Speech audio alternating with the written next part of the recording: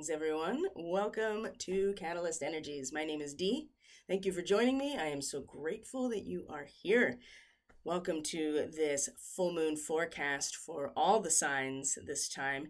This is our second full moon in Capricorn since the solstice. Our first Capricorn full moon of 2024 was right at the solstice, actually, just right after the next day. And so just the way that it's working out, that the full moon in Capricorn in this round or this lunar cycle is at the very last degree of Capricorn, 30 degrees Capricorn, which has a very interesting and a symbol that I think at this point we can all kind of wrap our heads around what it really means. So this is an incredibly potent moment right now with this full moon. So since I've already addressed the Capricorn folks with the last full moon, as I usually do with these new and full moon reports, the fact that we're having a second Capricorn full moon, I felt like it was much more useful and productive to address everyone with this full moon forecast. So this will be a general forecast for the astrological themes over the next 2 weeks leading up to our next new moon, which will be in the sign of Leo on the 4th of August. So first and foremost, thank you for being here. I truly appreciate all of you so very much for your subscribes, for interacting with the content by hitting the like button, by sharing, by commenting. It all has an effect on the growth and stability of these various channels. So a special shout out to the Starseed Fellowship and the Catalyst Classroom. I appreciate you all so very much and your patience and your willingness to participate in our space that we create as a community. So I don't even know where to start with this forecast. I mean, even since the new moon, which was in a conjunction with the star Sirius, we had the Mars-Uranus conjunction, we had the events of the weekend of the 13th, 14th, 15th. I don't want to take any time right now going over all of the minutiae and details of the events of that weekend.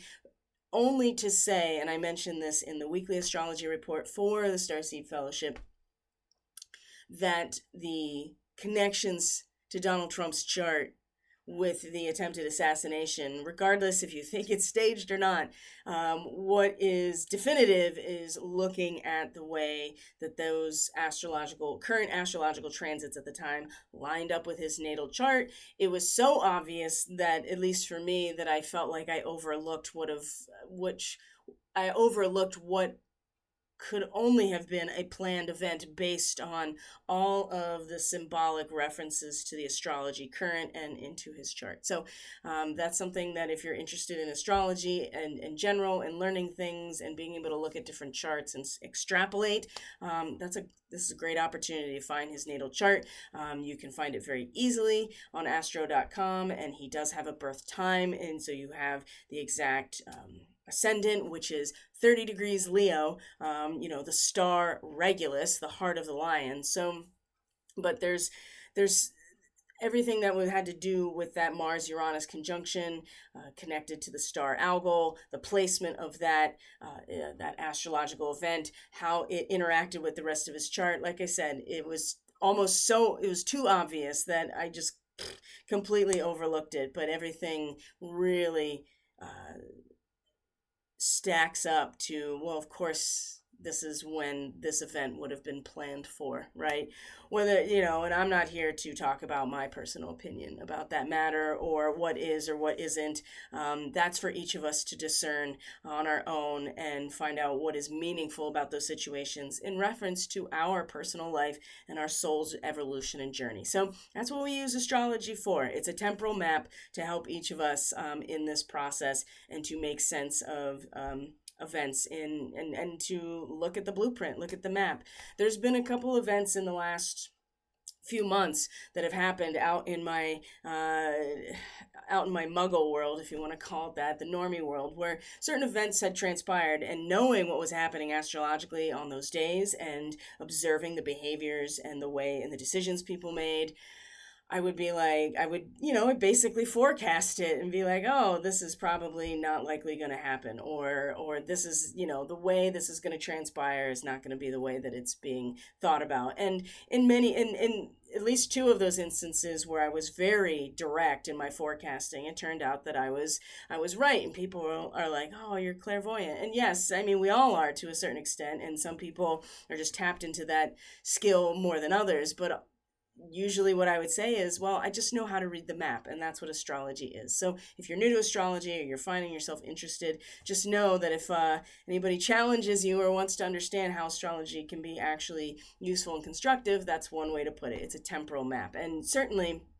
you can see the ways that these temporal and multidimensional maps are utilized in major global events, right? And I'm sure there's a little bit of both sides of the column here of planning things to line up with astrological events, and also the potential energetically of the cosmos influencing how things play out or manifest. I think it goes both ways, which is why, life is not a linear black and white thing all the time, or hardly at all, actually. It's constantly a dynamic system in interplay. So anyway, there's my spiel about astrology. I really went off on a fun little tangent about that. But let's narrow down here into this Capricorn full moon. It is the 21st of July. So the full moon itself has already passed as of about 6 a.m., 6:30 a.m. Eastern Standard Time today on the 21st. So, but the full moon phase lasts for about 2.5 days, just like all of the lunar phases. There's 8 distinct lunar phases based on the angle that the moon is making in its own orbit in relation to the sun and the moon. And so the full moon phase will last about 2.5 days. Now, when we talk about a full moon, this is a great opportunity in your own journey, in your development, in your just the way that you are intentionally moving through your experience and wanting to be a co-creator of it rather than just a victim or a passive participant, right? I mean, it's impossible with a soul to be an NPC. In my opinion, I don't think you can be an NPC if you have a soul, and if you are alive, you have a soul. If you were birthed in some way, right, and you have an endocrine system, you have the capacity for a soul, in my opinion. Some people think that AI will develop a soul, and I just don't see that happening. But anyway, let's narrow it back in here. Sorry, guys. Jupiter in Gemini has just been, as a Sag person, as a Sag stellium, a strong Sag person, Jupiter in Gemini has just been very difficult to coalesce and alchemize just the mental patterns and the thought patterns just in general. And one thing I will say, through this full moon report, we're going to look at the harmonics that are going to be relevant not only in the next new moon, but out into October, big time with this full moon and having a lot to do with Pluto. This time period and what it's revealing to each of us collectively and certainly personally is something that we really need to, in the true fashion of Capricorn, really take seriously, because it is revealing a crystallization of a unfolding process, and how, if we're feeling into right now quite openly and strongly with a full moon, did we choose wisely or did we choose poorly? And I have a cultural reference that I think that's very easy to hopefully make sense of, like, where things are at, because in terms of how we feel about this, it's going to be relevant come into October, right? And I'll show you why as we go through the actual specifics. But have we chosen wisely? Has the foundation that we have been digging down into, right, creating with our root system, all of this Cancer energy, especially as it started with the solstice this year, the sun at 0 degrees Cancer, will we inherit a systemic foundation that will hold us as the power is released through the larger systems that we're all part of, because that's what Capricorn represents, right? Something is very much crystallizing, and the power of that will be extracted and released in its full glory come October, right? And this has again a lot to do with Pluto coming back into Capricorn one last time, stationing direct at the same degree that this full moon has already happened at as of this recording. So what we're feeling right now, what we are subconsciously tapping into, what is not hidden from us but is coming up and being fully illuminated right now with the full moon, is going to be really important to take full responsibility for come October, right? October 11th, actually, as a matter of fact, we're going to see that the moon will come exactly back to this point. It will meet Pluto as it's stationing direct at this degree, 30 degrees Capricorn. So let's talk about the degree of this full moon first, as you can see, and then we'll start looking at the transits. Now, today in particular, I will say you can see all these bold lines on the chart for today, which is again July 21st. Just know that there is so much going on now that's not just the full moon, okay? The red lines indicate, if you're not familiar already, those red lines indicate tension with squares and oppositions, right? The energy is tense, there's friction, there's cross purposes with 90-degree angles, but then you have a lot of the blue lines, which are sextiles and trines. These are harmonious. They're foundational connections that are that stabilize us or give us opportunities to grow or to transform, that are not through friction and tension and discomfort like the red lines, but the blue lines being more harmonious. And in some cases with trines, you can be you don't have to really do anything at all. They're just those energies, as for instance, as you can see, Mars and Pluto. Speaking of Pluto, Mars and Pluto are in an exact trine today as well. So, excuse me, there are more things going on than just this full moon in Capricorn. Okay, I had to step away and get some more water. His throat was just not going to last through this report. Okay, so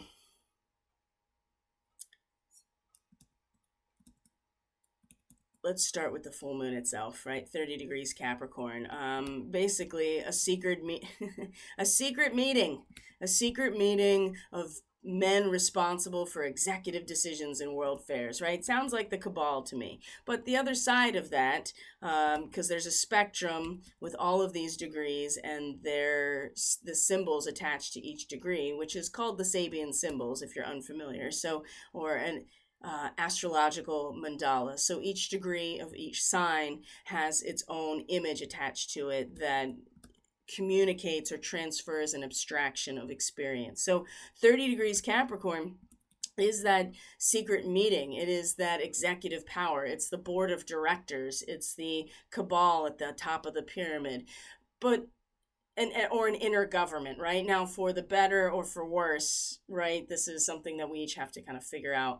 But in terms of a personal experience, you're talking about the power to assume responsibility for crucial choices, right? Arrived at either after mature discussion, or there is a rampant selfishness of this situation, and you must and you will live with the consequences of the choices you make. And so it's interesting how life just kind of provides you, and synchronistically with examples to, at least for me, to communicate some of these ideas. So yesterday, these Indiana Jones movies are just like on a constant loop on some of these cable channels. And so I was hanging out with my dad, and the Last Crusade, the third of the Indiana Jones original trilogy, came on.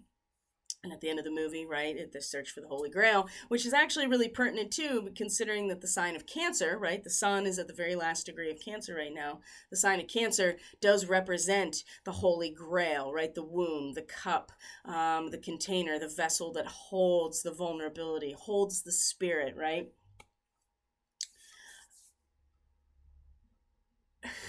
So they in the towards the end of the movie they find the grail and they go back to the room, and you have one of the knights who is guarding, and you have all these goblets and chalices, and you have to choose wisely. And so of course the guy who's working with the Nazis and is there to get the prize of everlasting life, right? Like it's for his own glory that he's seeking out the grail because of the fortune and glory, right? He goes and uh, picks up the most ornate cup and he drinks out of it, and then it takes all of his life away. And then Knight's like, you've chosen poorly. And then Indiana Jones, of course, because his motivation is to save his father's life at this point, is finds the cup that is the least extravagant and more Christ-like, basically, and he drinks out of it, and the knight is like, you've chosen wisely. And then he goes out and he uses the water from the chalice to heal his father's gunshot wound and bring him back. And then the cup ends up, there's a huge earthquake, and then the cup goes into the ground, and the end, right? That's my Cliff Notes version. So you've chosen poorly or you've chosen wisely, and the consequences of those choices and the decisions that are made as a result of everything that we have really invested ourselves into, which is the Cancer energy, that which sustains us, stabilizes us, keeps us rooted, right? The Cancer house, it has to do with the root system. You've chosen poorly or you've chosen wisely. And so this degree is about the power to assume the responsibility for those choices. And what happens when you choose poorly? Well, you have to live with the consequences of those particular choices. And in the case of that movie, right, The Last Crusade, it was that it took all of his life right away, right? So remember that the full moon is a very personal experience. Just like the whole lunar cycle is very personal, but especially the moon. And a moon in Capricorn is at its detriment. It is at its least powerful. The moon wants to be in Cancer. The moon is all about how we each individually feel. And a moon in Capricorn tends to be much more emotionally oriented towards the whole and the greater good. Well, in this case, the light side of things is natural or divine law, right? And the power to assume responsibility. So you make the choices, the materium unfolds based on those choices and crystallizes, and then we make decisions based on that. And so that's going to be relevant come October, when the moon comes back to this point, is conjunct Pluto, that's in Capricorn, and then Pluto stations direct right after. So whatever's happening in October, I know for my own personal life, I have a pretty good idea of what's coming down the pipeline. What is being revealed right now is really important. Now, along with this are a number of transits today in particular that are providing, I think, a lot of opportunity and the ability to really individually and personally identify with the larger spiritual implications in a way that is very easy and seamless, where we tap into our empathy, we tap into our compassion and unconditional love, that we feel personally motivated to express ourselves through those types of humanitarian ideals and unconditional love and healing, right? Mars and Pluto in a trine today, right? This gives a surge of very goal-directed energy. Now, I will say, just in general, Mars coming into Gemini as of today, right? And so it was in a sextile to Neptune. I mean, Neptune, as you can see, is all wrapped up in this full moon as well. Neptune being the great dissolver, right? The Neptune, or Poseidon, right? He was the god of the oceans. He rules the formless, and also the undifferentiated source, which is where the experience of compassion and unconditional love, you can't get there just by conceptualizing it. It needs to be experienced, which Saturn. Saturn is really a big component of this in Pisces right now. So, and Saturn being the ruling planet of Capricorn, it's still very much wrapped up in these last, full moons. But Saturn is now retrograde and is very much still the master instructing the pupil right now in a way that is it's very difficult to take responsibility where for things are at and the choices that we've made and how we're going to move forward. But it's important that we really embrace what is coming up emotionally and personally and subconsciously, what is being revealed, because this is the system that's going to be empowered in some way, for better or for worse, come October. So let's see here. So first, I want to talk about today, because like I said, there's these huge transits. You can see it all around here. Venus in Leo is in a sextile to Jupiter. Okay, so first of all, it's important to kind of put a pin in where Venus in Leo is, right? Venus in Leo is is so charming and charismatic, and is the feminine aspect of lust, like pushing up to the surface, right? It's kind of like a diva and loves to be the center of attention. Okay, so but this degree that Venus is moving into and will be in an exact sextile to Jupiter, and we'll certainly talk about what that represents, is very relevant to the upcoming new moon on the 4th, right? So 12 to 13 degrees Leo has a very specific symbol, and it has to do with the heart being at peace, right? So there is an element to the value and meaning of a calm and peaceful heart, right? That you are able to it's like being an old sea captain, right? Speaking of the ocean, being an old sea captain, and you're just rocking back and forth on your porch of your cottage, looking out at everything, and you just have this quiet recollection of all of the joys and all of the sorrows, and there is a peace in your heart, not necessarily your mind, your heart, because that's what Leo's really represents. And so this will be the degree of our next new moon in August, really lending itself to the overall message that coming to find peace in our hearts is going to be a big part of August's work. And there's a lot of different ways that we can go about that. But right now with Venus at this position, it's very visceral, and it's very much about relationship and the meaning and value of those relationships to us. It also represents where our comfortability is in terms of, because that's what Venus represents. She satisfies herself, right? Because it's all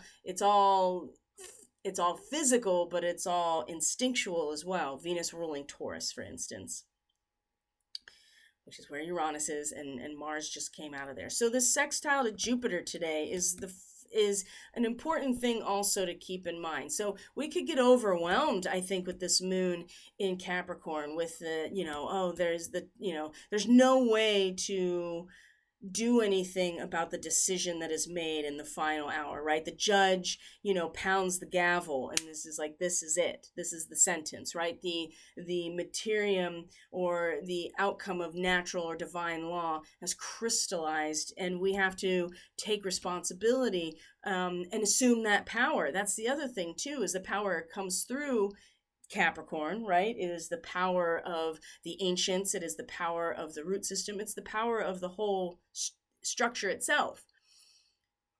And we're feeling into that and being emotionally oriented towards it. And it can be overwhelming. So then we take Venus sextile to Jupiter, which really stimulates our creativity, right? And inspiration to express ourselves. Now, that's the other thing about Leo. Venus in Leo, if Leo is like the heart and the heart expression, Venus in Leo is very expressive creatively and artistically as well. And so this sextile to Jupiter can have us feeling very stimulated creatively, or just in our, to express ourselves in our relationships. It's pleasant, it's loving, it's creative with Venus sextile to Jupiter. These are two benefics that are in a harmonious but transformative relationship, right? And so it's definitely, encourages cooperation and harmony and peace, and you just feel good, right? And maybe there's some good luck, but also a greater understanding of the meaning and purpose that has been developing, especially in the ways that we can that we can expand on our skill set that we have been developing, and how we can share that with other people, be a source of inspiration, right? That if we can find that calmness and that peace in our own heart, and really understand the value of that, I think that we can communicate that, or share that in some way to be a source of inspiration to other people, right? So there's one aspect of today that is very beneficial, and to help make the most of the intensity of this full moon period, and knowing that we may feel into it in terms of our relationships or our creativity, but it's going to become something that we personally work on throughout August, because the new moon will be the same degree, 12 to 13 degrees Leo, okay? The other aspect that's beneficial today is the sun might be opposite the moon, but it's in a trine, 120-degree angle with Neptune. Now, Neptune's in its retrograde, right? The fog is clearing, the smoke and mirrors have dissipated, right? The fog machine gets turned off for a while, and things are very clear. It doesn't take away the intensity of full surrender to the experience, but we don't really get caught up as much in the delusion and illusion and fantasy unless we are willfully doing it. And that's happening for sure, right? So Neptune stations retrograde. And then, for instance, and I've talked about this before, we have the CNN debate between Donald Trump and Joe Biden. Neptune stations retrograde right around that time, and the legacy media kind of pulls a 180. And so Neptune rules like film and camera and media, things like that. And so for it to station retrograde, it's like it really flipped its own script and been like, oh yeah, no, this person's Joe Biden's cognitive decline, we can't have this. It's so obvious. They've known this whole time, but then Neptune stations retrograde. They can't hide it because their own smoke and mirrors have dissipated, so they have to also now align themselves with what is actually there. They can't hide it anymore. So that's an example. So Sun in a trine to this position, again, it really increases our sensitivity personally and how we express ourselves. We're talking about the sun here. It increases your sensitivity to the environment and your empathy for other people. And again, this is another one of those transits that it's not necessarily like the sextile with Venus and Jupiter where you transform, right? That you take this energy and you transmute it in some way. The trines are just like, okay, these are two out of the three sides of, or angles of an equilateral triangle. So very stable and connected. It's another one that's about gaining a more profound and broader understanding of our place in the world. And this full moon in Capricorn may be intense, but this trine really just stabilizes us with a really broad spectrum perspective of Neptune in the last degree of Pisces, right? We're persistently constituting ourselves, and it translates to destiny, right? Destiny is and this is coming from astrological mandala. Destiny is character as it most persistently constitutes itself, right? We become aware of the responsibility as a human for the immortality of our soul. It's not like we're responsible for it. We just know that, our soul's immortal, but we're in this human experience. So we have to be a conscious participant in this process, and always be constituting and reconstituting ourselves in order to maintain our integrity, okay? And so the sun in this trine here, we just get a broader understanding of our place spiritually in the whole thing, right? And we set goals to manifest things like hopes and dreams for the future. Strong faith, strong morals means that you can stay true to your spiritual ideals. This is especially when the fog clears, right? And again, this has a lot to do with the choices. Are we choosing poorly, or are we choosing wisely? Now, in the weekly and the reading that I had done earlier in the week that I shared with the Starseed Fellowship in their weekly report, it was not, the message I got is that it's never too late for redemption, right? There's never too late to change course. Well, I would say that at this point with this full moon, what it's revealing is that, well, the course is set and you can't change it now necessarily, but you have every opportunity to align yourself with the template that is unfolding in a way that is in line with your integrity, right? And you set goals to manifest hopes and dreams for the future, right? There's still the future to be written. And you don't, like I said, you don't have to sacrifice your needs or your level of comfort in order to stay true to your spiritual ideals, because the sun is in a trine to Neptune. It's stabilizing those spiritual aspects based on, the foundations that we are connected to and that we are identified with the sun in Cancer. Just a much more spiritual outlook to our personal expression and even our ego, right, with the sun here. And how being uplifted and just allowing yourself to be uplifted and be uplifting is very helpful right now. And this whole transit illuminates inner visions and ideals.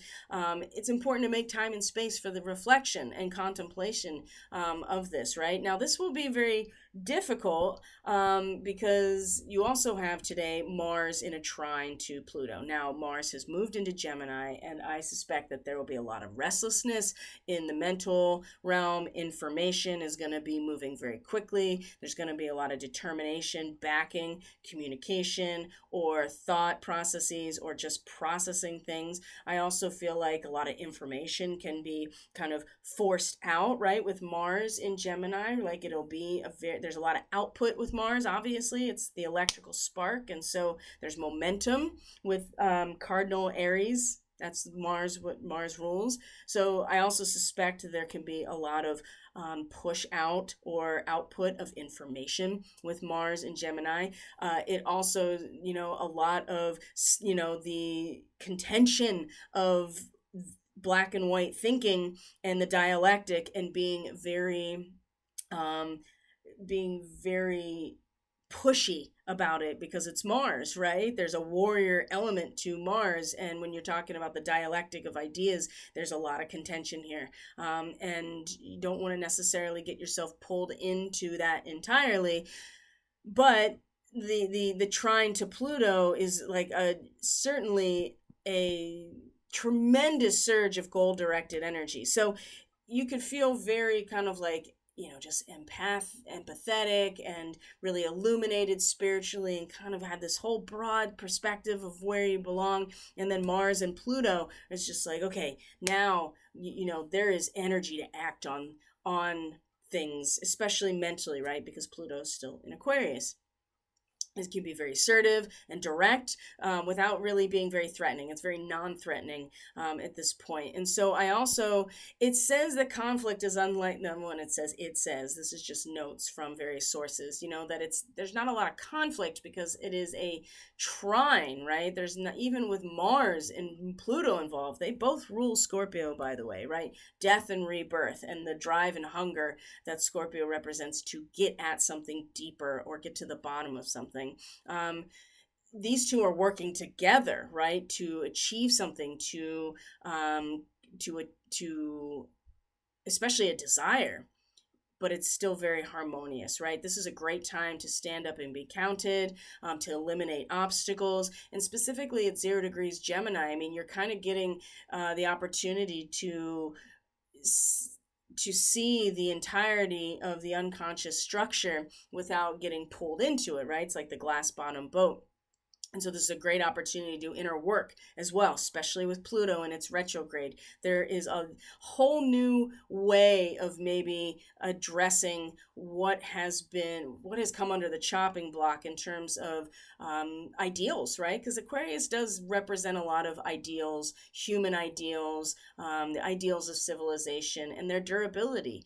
And, Pluto's going to come back over this point again. But right now it's like, okay, so what is destroyed, but what isn't? And I think that this particular transit, again, is going to today allow for, some serious transformation internally about what has already transpired, what has maintained its durability, and what is okay to let go of.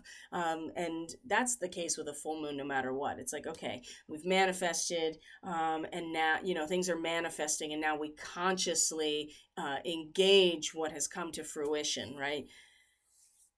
So I feel like that this is, again, this Mars trine Pluto is also another really beneficial and helpful thing to have today with this full moon in Capricorn, giving all of these different, areas a boost basically.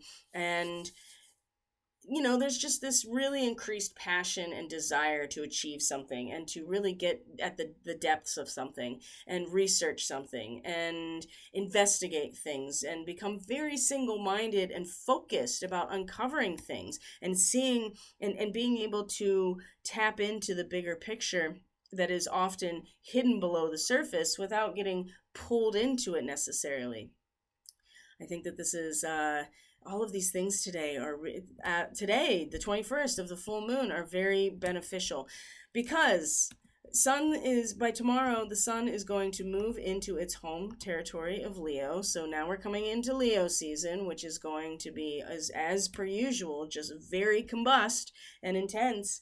And the first thing that's going to happen, you can see all of these blue lines, red lines, all these lines are still very bold coming into Monday, the 22nd, because what we're going to find specifically, all of these big transits are still active, but the sun is going to meet a huge ego challenge because it's going to be in opposition with Pluto. So right away, feels like a light has been shined into your inner depths. And so with the moon in Capricorn, or the full moon anywhere, like it might be highly revealed to us, but it's something that we're experiencing internally. And how we respond to that is different, but it's something that's usually very personal and an eternal illumination. Well, the sun and Pluto being in opposition is going to highlight this entirely. So, and often initiates a very cathartic process. And so we have this revelation about the power that we, what is our power to assume a responsibility for the choices that have been made? Do we have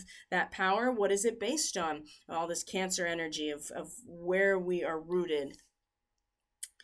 The sun opposite Pluto is going to initiate the cathartic process, as things are illuminated and brought to the surface. And so often this is a crisis, self-esteem, a relationship, or an event, and this could very well be to a self-destructive character trait that's already there, right? So you have addictions, you have things like spying. This comes up a lot with Sun opposite Pluto, actually, the whole thing about spying. And so I do also get a sense, too, that some of these, with Mars coming into Gemini, having this connection to Pluto, and then the Sun opposite Pluto right after it. I mean, again, just the kind of the revelation of some behaviors that have not been on the up and up at a collective level could very easily be revealed. But also, too, people get very dominating and manipulative with a sun opposite Pluto, especially a Pluto retrograde, because you're just kind of, it's not actively destroying anything. You're just kind of bearing witness to what's already there, like this emptiness. And so all kinds of events can show up to challenge people that is very cathartic, right? Destruction, natural disaster, some sort of violence. So it's going to be different for everyone.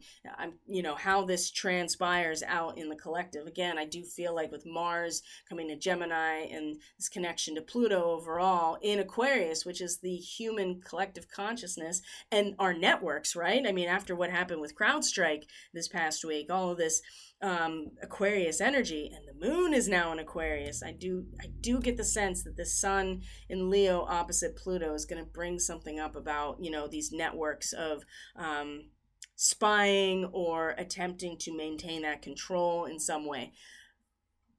It's really important that in these situations, whatever comes up for you personally, or what, how you're affected by things that might be coming up collectively, it's very important not to get very overly assertive or egotistical, or resistant to change, right? I mean, when your ego gets bruised, we tend to make decisions that are not in our highest good, right? And so again, you still have to assume the responsibility of your choices, but if you're making your choices out of being stubbornly resistant to change or being destructive because you have a bruised ego and things are out of control, then you're still going to have to contend with those decisions. And you may have the power to do something else to bypass that. Some people are going to be doing that. But for the people listening here, if you want to be, if you're still on the pathway of being integral and sticking to your spiritual evolution, you definitely don't want to get caught up in this. So things that could be crisis oriented are more likely to occur if you're resisting the change, right? Like if you're not resisting the change, it'll still be a tense moment, because it'll feel like things are out of your control. But in those situations, that's when you kind of surrender and realize that you don't need total control over everything or other people, right? The only thing you have real control over is how you respond to these situations.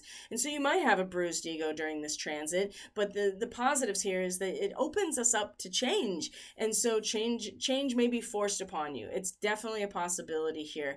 And the aim is to take that opportunity and potential and change for the better. Allow your soul to actually evolve, right? And live a better life, experience more satisfaction. And yes, it's most likely through some sort of relationship. And Pluto ruling Scorpio, the energy born out of relationship is Scorpio.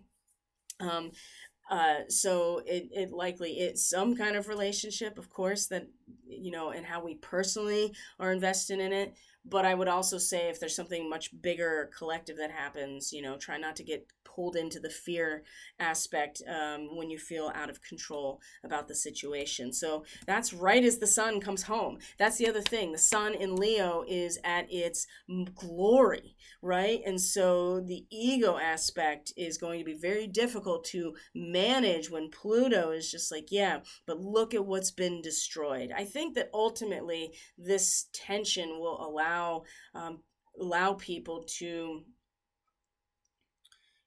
have an experience, like I said, of hope and potential for transforming for the better and not getting caught up in the downside of things necessarily. Yes, things have been under the chopping block. Yes, there has been destruction of our ideals and a sense of community and cohesion with Aquarius, right? That there have been cracks to the vessel that holds the water, just like Cancer is the water and is the individual vessel itself.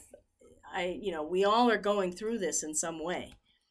But this type of transit, I think, is going to allow us to stay in our hearts without trying to control the outcome of situations, okay? Now, Mercury is going to be entering Virgo during this time period. So from full moon to new moon, Mercury is going to leave Leo and is going to, so that we have to go back. That was the one transit, that is important to pay attention to today. That's going to also just be a catalyst for change, right? Mercury square Uranus, okay? So this is very galactic in terms of these degrees.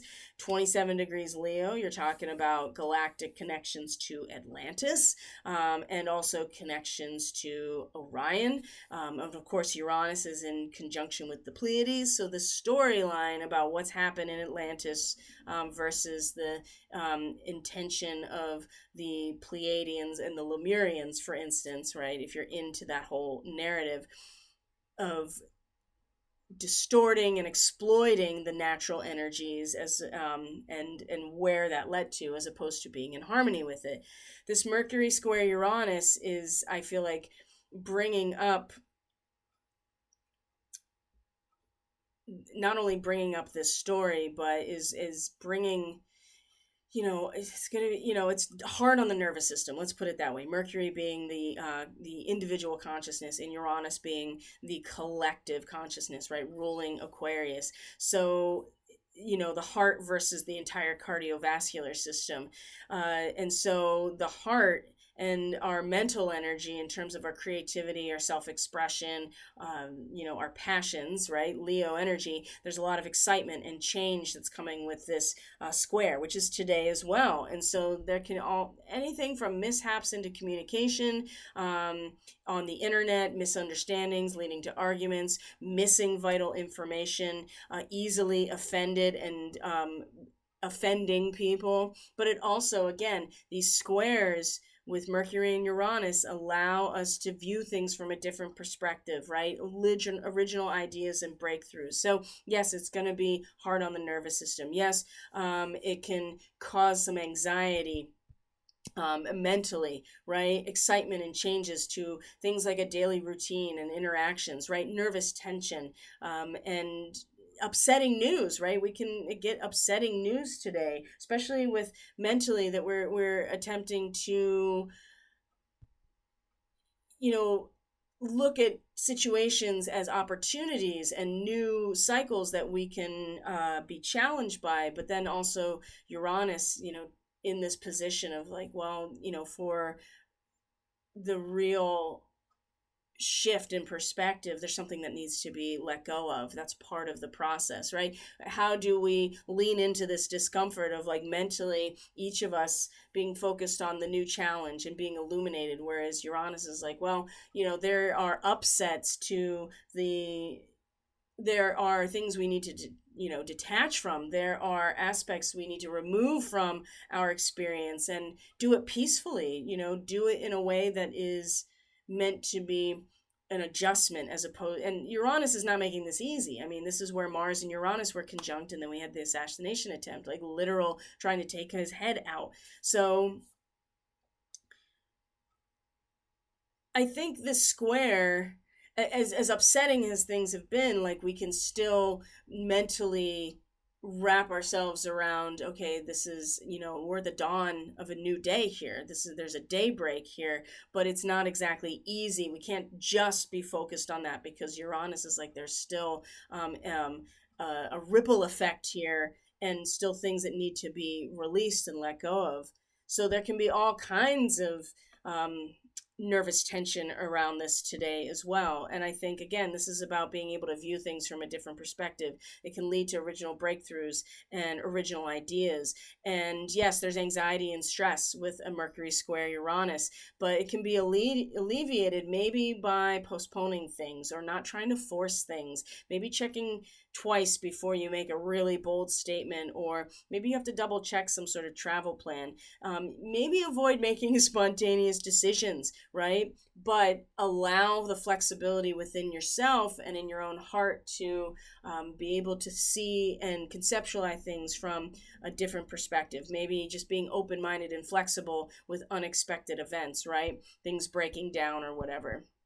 Or communication just not being quite where it needs to be. So yes, that is also a challenge for today. There's just so much happening today on the 21st and leading into the entirety of the full moon cycle. So it's not easy to sit with all of this right now and to have but there's a lot of transformative energy. Some of it's tense, some of it's harmonious, and there is this overall big picture here and a surge of energy to meet goals and to really identify with the huge spiritual picture here. I mean, that's a lot to take in, but ultimately I think that it's going to lead us to really hold ourselves firm come October, okay? So where are we now? So I talked about the days after this. Now, like I said, Mercury is going to come into one of its home territories of Virgo, and it's actually going to be retrograde in Virgo back into Leo, where it is now. So there will be another square to Uranus, and then another square to Uranus, okay? Just keep that in mind, that square to Uranus today is the first of 3 that's going to be happening. So there will be plenty more of these kind of like unexpected things, unexpected news and tension and mental tension and maybe exciting and stimulating events. It just depends on how it's coming forward for you. Now, and this is on the 25th that you're going to see that Mercury by the very end of the day on the 25th, Mercury moves into Virgo. But the other thing happening this day, which again is another really beneficial type of transit, if you see it that way, is to this Sun sextile Mars. And this boosts self-confidence, physical strength, vitality, and courage. And I think that I do feel like that there is this motivation and this direction with Gemini to, at least at the beginning here, to kind of stay tapped into a pre-intellectual state of consciousness when it was just being one with what is and being sensitive to the physical world. Now we have to kind of think about things with Mars and act on them with Mars and Gemini, but this sextile to the Sun really gives us a competitive nature, but also this physical strength and vitality. And it's a really great time for things like manual labor and sporting activities and physical activities and business activities. And it has a lot to do with the Sun being in Leo. That's just like, here, let me show you what I've accomplished so far. And I think that that's going to allow us to really, I don't know, just kind of, there's this nostalgic quality that's coming along with this Sun sextile Mars, and it's time to tackle different projects. It's almost like, remember when we did this before, right? We can do this again, right? And it might be a different project, it might have a different outcome, but this type of energy gives us the vitality to tackle some difficult things, stuff that we've put off maybe. And this is about confidence, going on and tackling something that maybe we're like, I can't really do this, right? And there's a lot of extra energy that you don't want to let pass when this comes in. So, and along with this, like I said, is Mercury coming into Virgo, and now we're in the disseminating moon, right? The message is being communicated at this point from the full moon, right? You can lead the horse to water, but you can't make it drink. But we can do the leading the horse to water thing. So there's a direct attitude, there's a self-assertiveness that comes with this. And then you have Mercury coming into Virgo, that we're really going to start analyzing some things, really putting, our mental energy to work. And then the Sun sextile Mars is giving us like kind of physical vitality in order to sustain that. Because again, Mercury is going to retrograde in Virgo back into Leo in the coming weeks. So there's a lot of inner work. There's a lot of inner work that we really are going to be tasked with, and some review and some going back over our work, right? Some proofreading in some ways. That's going to be happening. But in the meantime, this sextile is going to be like, we've done this before, so let's maybe we can do it again. And maybe doing it again provides us with this this nostalgic feeling that kind of motivates us to do things again. And it's very strong. It's very primal with Sun sextile Mars like this, especially the Sun in its home territory of Leo. Now, things are going to get a little, and this is next week, things are going to get a little weird after this coming into next weekend. There's going to be a lot of quincunxes or inconjuncts. We're going to have a third quarter moon in Taurus. And Chiron's going to station retrograde at 24 degrees Aries. Now, this degree is about being molded by spiritual energies that are coming in. If we don't allow a bit of translucency in our spirit, in our consciousness, in our ego even, because we're talking about Aries, if we don't allow that, how are we going to allow spirit to kind of come in and mold things or to give us the synchronicities that we need? So the retrograde of Chiron, I think, is going to just make those doubts about ourselves and our self-worth and our ability to be influenced by spirit. I feel like that, of course, with all retrogrades, it kind of turns it all inwards and it becomes very magnetic. So just know that when we get to this point, and then we have these quincunxes of Venus quincunx Saturn, Mercury quincunx Pluto, there's just going to be a need for adjustment, and things might get a little serious and dark and intense in that moment, and you might not feel like you actually can communicate directly. You might have a hard time just feeling having a hard time feeling, really connected to your heart's desire, and that it's meaningful, right? Things are going to get a little bit intense, and discussions are going to get a little bit serious. And then you have Chiron station retrograde, and then you have a third quarter moon. So this is coming next weekend. You have a third quarter moon in Taurus, which, the moon loves to be in Taurus. It's exalted in Taurus, right? Emotionally, we just kind of want to settle into a space, into the soil, so to speak.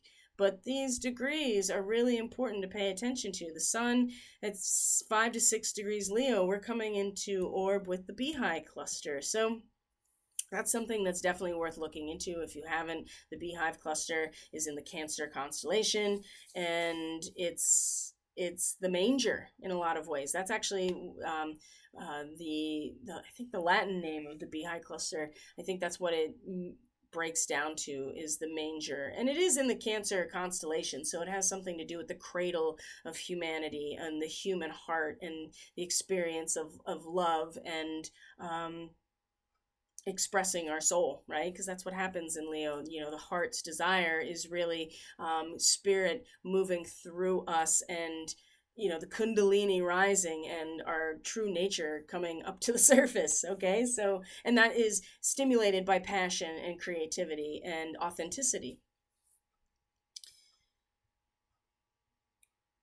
But third quarter moons, that's where the idols start getting torn down. This is where we have a crisis in consciousness. And it's not enough, as much as this degree of Leos, to be like, we're all humans, right? We have to have, again, it goes back to this experience of contention in duality. And it's not so much that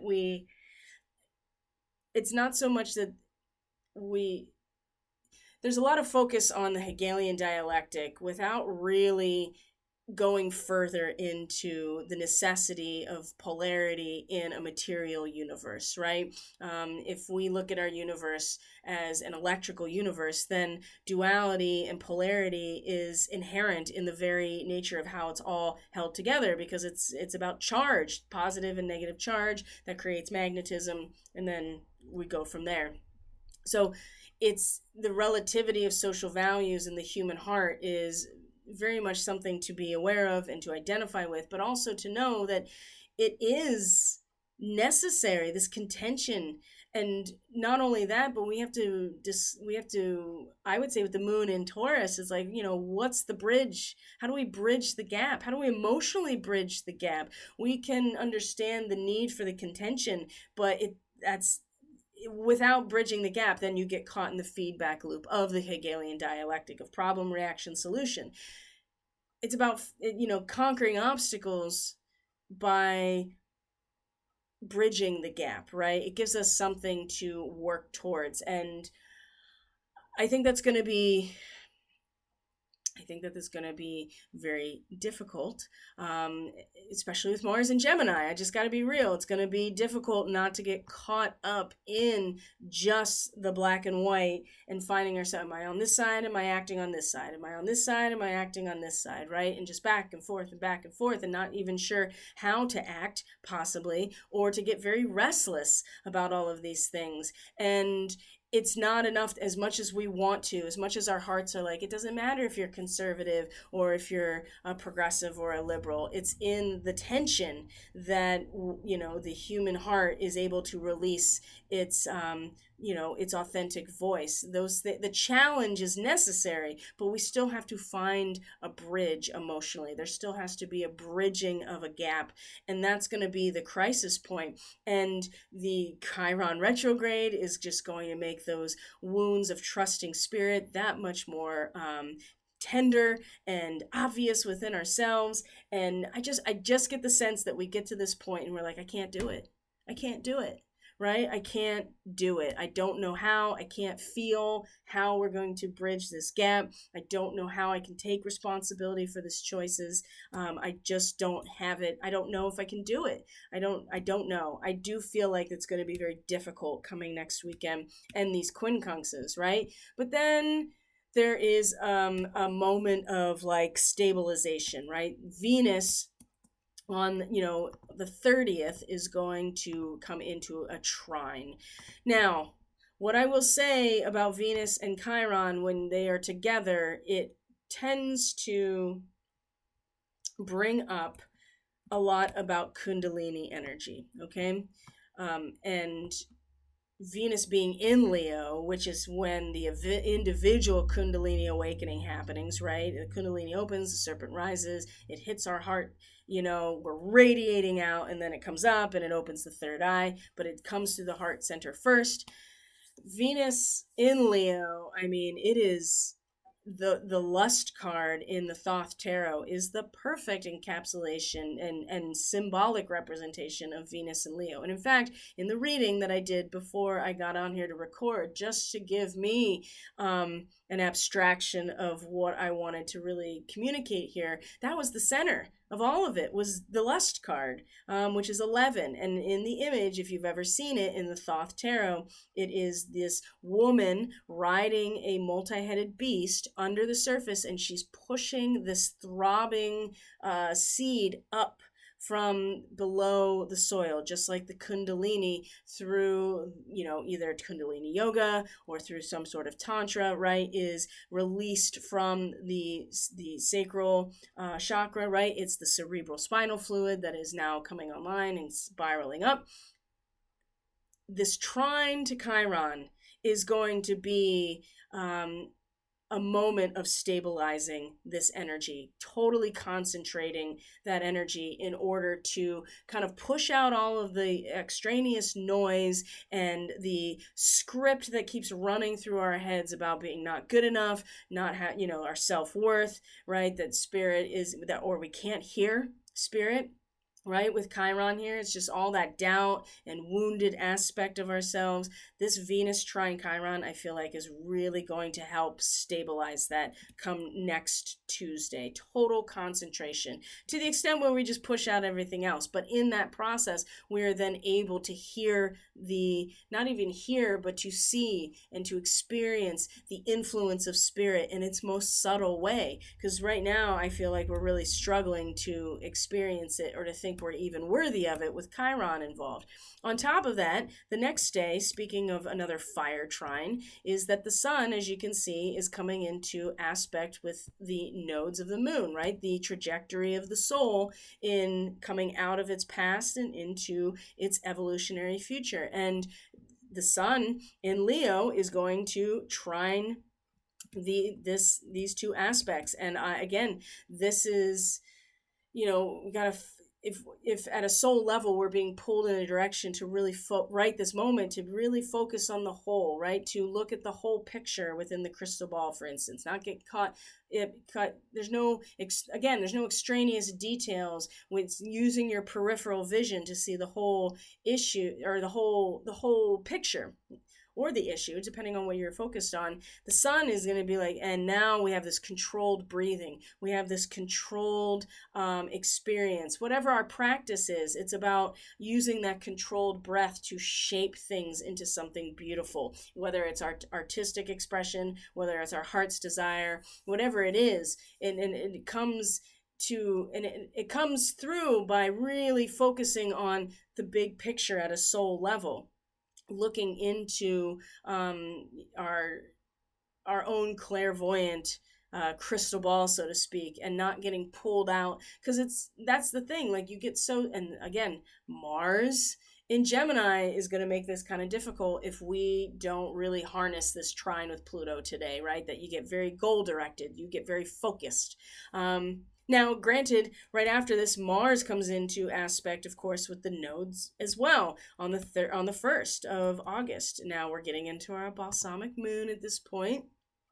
Right, the moon will be moving through Cancer, and very sensitive, very deep, very moody with the moon in Cancer, very, very dark, right? We'll feel things about this whole past month that will be very intense, about the intentions we set for this whole lunar cycle. That's something that we're going to allow to really come full circle, right? You don't make a lot of decisions really at a balsamic moon. You're just letting things reduce down and finish their cycle. And then what you're going to see is that Venus will square Uranus. It's going to be hard not to make decisions because there's going to be tests to stability, sudden changes, especially in terms of our heart, right? Venus in Leo like this, just like where Mercury was, right? It's going to really test the stability through unexpected urges or events, right? An increased need for freedom, especially in Leo, right? The heart needs to sing. And you might find that relationships are facing some major drama, or if you have a very demanding or conservative, not politically conservative, but more like socially or culturally conservative, there might be more feelings of being confined or kind of smothered in some way. But if you try to resist the urge for the change during this time, it's going to come out in its own way, and it's going to be very unexpected. So whatever type of impulses you're feeling with the Venus square Uranus like this at the end of this lunar cycle, just know that it really is a test. Now, the last time Venus was in a square to Uranus like this in Leo last year is when our car got crashed into in our own driveway, right? Now this was about Venus was in Leo last year, squaring Uranus around more like 4th of July. So it was a little earlier in July, but still that type of stuff, because Venus represents also your actual meaningful possessions, right? And certainly with Leo, it's different for everybody, right? You got to look at your own chart and be like, oh, that's the area of life that this is happening. Whatever it is, whatever impulses you're feeling, or something comes up that, unexpected event or a sudden action that's kind of forcing you into reacting or responding. That could be the case as well, which is not a very good thing to be doing necessarily, as we're in a balsamic moon phase, and the moon in Cancer is very sensitive and very moody and very deep, right? So maybe just like leaning into those sudden events, or certainly how maybe not reacting to them and following those impulses, but just feeling into them, knowing that all of the connections surrounding the sun and Mars with the nodes of the moon are very harmonious, right? They're going to stabilize the soul's journey right now with, a sense of control and a sense of preparation, right? 9 degrees Gemini is a quiver filled with arrows, right? So preparation, but there will be ripples, right, with Venus square Uranus. It's really important to realize that, because then we come into the next new moon, right, which is on the 4th, and it will be, like I said, 12 to 13 degrees Leo. And just to leave it here, I'll share with people once again an old sea captain rocking himself on the porch of his cottage. So when Venus and Uranus are in a square, and then we're coming into this new moon, setting intention, come back to right now with this full moon, where Venus is right now, the old sea captain rocking himself on the porch of his cottage, the quieted minds, recollections of crises and joys long past, that we've done this before, we're going to do it again. It doesn't have to necessarily stir our heart in that way. Oh, and imagine that Mercury stations retrograde at the next new moon in its home territory of Virgo. So know too that this will be, again, an opportunity to face that test of disturbance in a very palpable way when we're talking about Venus, because it's about things that are meaningful. And a lot of times that's our income, that's our family or our relationships, that's our material possessions, and Uranus being like, hey, there's something here that's we need to detach from. And it started with Mars and Uranus lighting the fuse, and these squares from Mercury, these squares from Venus, and certainly soon enough the square from the Sun to Uranus are all these challenges. They're going to create ripple effects. They're going to challenge our ability for our hearts to stay quieted and calm, but also open and vibrant. And believe me, there'll be plenty of chances to practice, and this is one of them. So Mercury stationing retrograde, you know how Mercury retrogrades are. For those of you who have Mercury retrograde in your natal chart, like I do, this is this is a familiar time where you're like, I'm going inside now. Thank you very much. I'm going to be processing, especially in Virgo. I'm going to really be processing this data internally, everything that I'm experiencing externally right now. So, my friends, I'm going to leave it there for this full moon forecast in 30 degrees Capricorn. I wish you all the best over the next 2 weeks. Remember to find that quieted mind, that stable peaceful heart amidst all of the chaos, knowing that we all have the power to assume the responsibility of the crucial choices that have been made and will need to be made moving forward. And just know, oh, that's what I wanted to show you, just to give you context for all of this about October. This is October 11th. As you can see here, October 11th, 2024, the moon and Pluto will be conjunct, as Pluto is stationing direct at the same degree that the full moon is happening today. So know that this is, all going to come to a, the demolition machine turns back on come October, okay? And all of the things we're feeling now, what's being revealed to us, and all of the opportunities surrounding it, and the opportunity in August to really find that quiet heart, to be in the world but not of the world, and find the rhythm, right? The rhythm, the oscillation, the vibration of the rocking, the crises and the joys long past, right? Just being one with all of it with a peace. That is something worth cultivating and focusing on right now. And just knowing that the squares to Uranus over the next 2 weeks are going to challenge this and give us plenty of opportunities to find our center. Whatever your practice is, Mercury in Virgo is going to make it a lot easier to just be like, you know what, I'm just going to focus on my breath. I'm going to focus on my meditation. I'm going to focus on my prayer. I'm going to focus on reading scripture. I'm going to focus on my energy work, right? My Qigong practice. Whatever your practice is, Mercury in Virgo in its retrograde is going to be a very important time for us in August, okay? Again, I wish you well over the next 2 weeks. I'm not taking any readings right now. I am going through some things personally that really need my attention in my family, and I'm going to be taking the store down completely from my website right now, but I will still be uploading new and full moon forecasts. The Catalyst Classroom folks are still getting all of their benefits that everyone gets with their subscription. So if you're interested in weekly astrology and our private Telegram group, you might want to consider a monthly subscription, either $5 a month. $9 a month also gets you a complimentary service from me every month, which is a one-on-one check-in or a mini reading or a short Reiki session. So those folks will continue to benefit from their continued support of Catalyst Energies, and I thank you so very much. So enjoy the full moon, take very good care of yourselves, and I'll see you all on the next video, our new moon in Leo on August 4th. Bye, everyone.